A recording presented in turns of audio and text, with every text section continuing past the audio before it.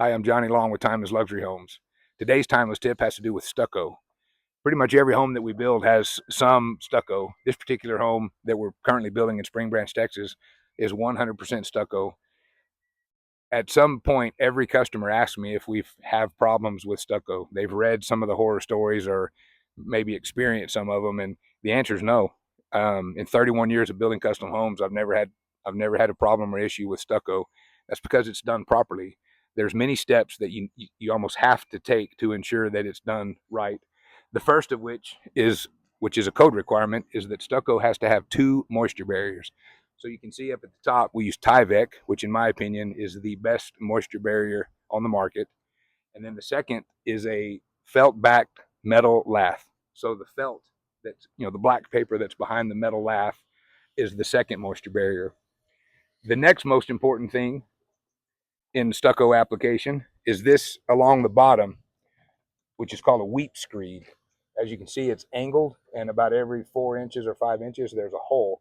That allows any masonry product at some point will reach its saturation point, and that allows moisture to escape. And if you look, both sides are angled.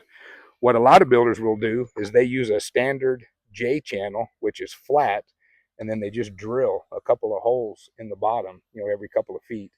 That doesn't meet code, but that's typically what most builders do. The next most important thing is the thickness of this metal lath. There's basically three types: 1.75, 2.5, and 3. And what that means, 1.75 weighs 1.75 pounds per square yard. 2.5, which is what we have here, weighs 2.5 pounds per square yard. And then 3 is 3 pounds per square yard. The 3 is really used in commercial applications, and also primarily they call it ceiling lath. So if you have a porch ceiling or porch soffits that are stucco, it's a lot thicker to accommodate the weight hanging straight down. So the industry standard is 1.75 metal lath, which I would never use on a house ever, and I would recommend that you don't use. Once it's covered up, you can't tell. This, again, we use the 2.5 metal lath. It's stronger, more durable. When the sun hits it, there's less movement. It's just a sturdier, better product.